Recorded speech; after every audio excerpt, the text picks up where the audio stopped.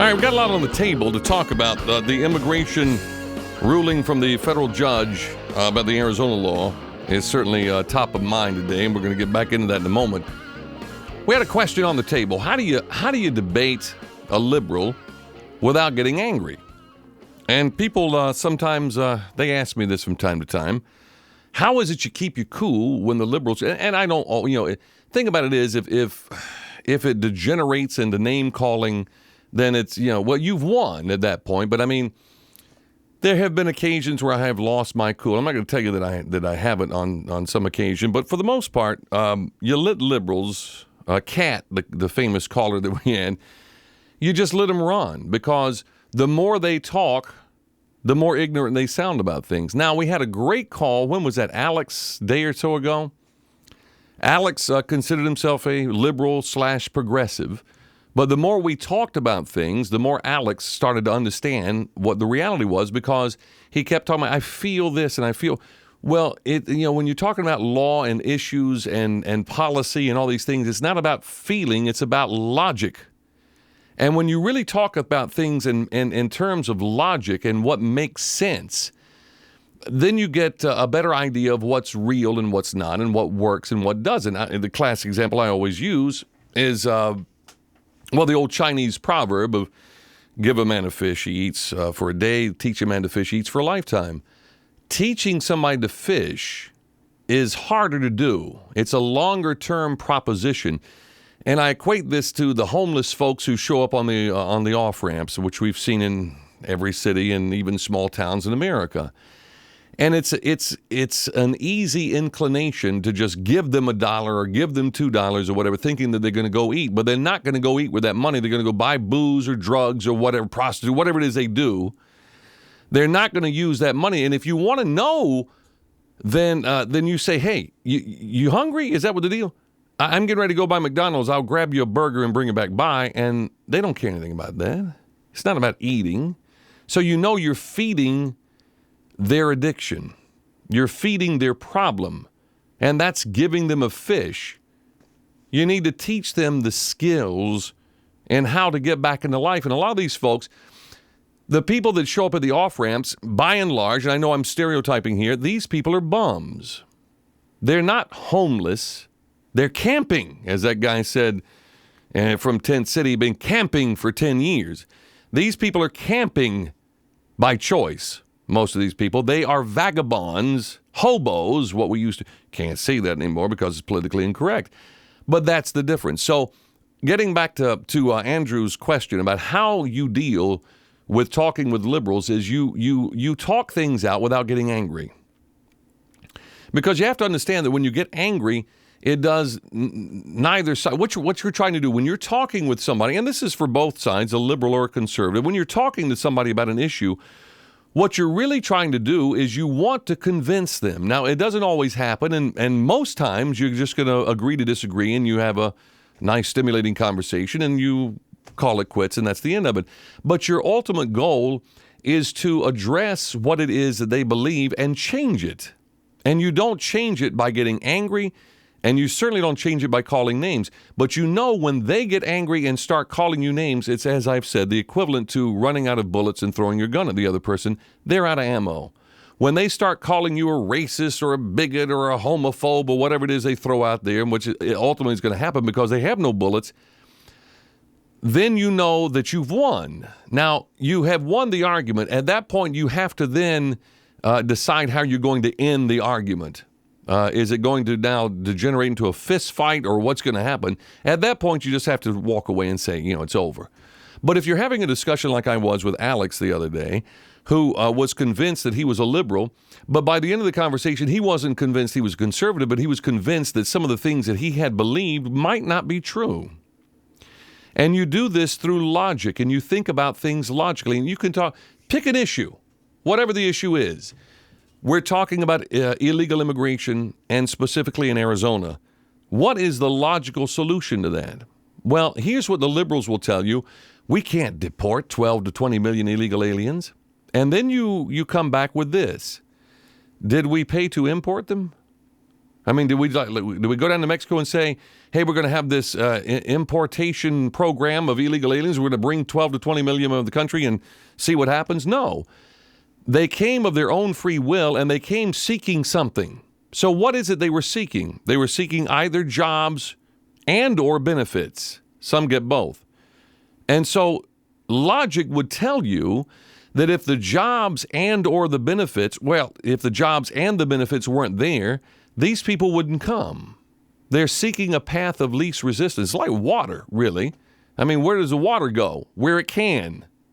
And so if you want to stop a water problem, you stop it from the path of least resistance. You stop it from going where it wants to go.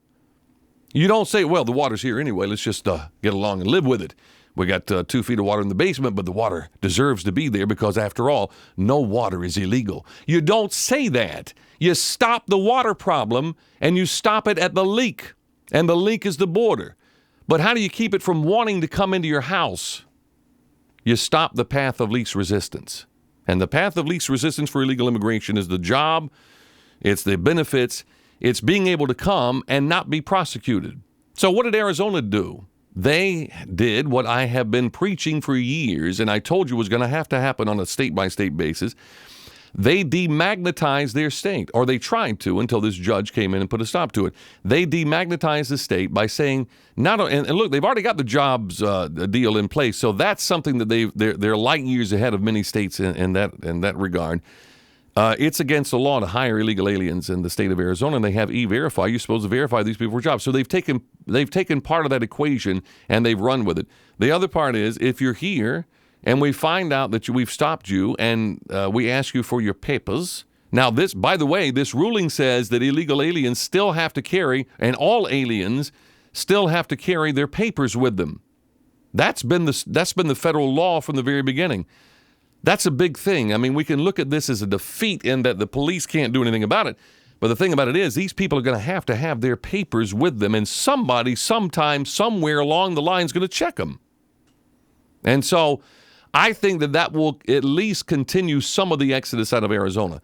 But to get back how to argue with these folks, you argue with them logically. Why is it that you think that an illegal alien is entitled to come here? Well, then you get all sorts of feeling answers, no human is illegal. We don't have the right to tell people they can't come. We shouldn't have borders. And then you find out what it's all about. They don't believe in borders at all. Well, then you move to making it personal for them. If you don't believe that our country should have borders, or that the state of Arizona should have borders, then how about your own property? Why do you have a border? Why is it that you have that? Maybe you mow the grass and the guy next door doesn't, so you know exactly where your border is. And if somebody is walking into your yard, maybe walking into your house, you're going to have something to say about it. I thought no person was illegal. Why aren't you allowing them to sit in your living room and watch TV with you at night? Because it's illegal? Exactly. Bingo. Logic. Hello. Now we're making some progress. If it is illegal for them to come on your property and to come into your house, then why on earth isn't it illegal for them to come into your country when they're not invited, when they're not supposed to be there, when they're illegal? It's a matter of playing it out. And the thing about what I've learned after doing this for years and years and years is when you have a liberal that you're talking to, let them talk.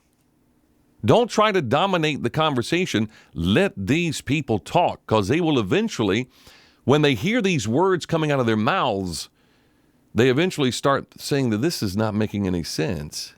It's easy to vilify you because they think that you're mean and cold and conservative and the rest of it.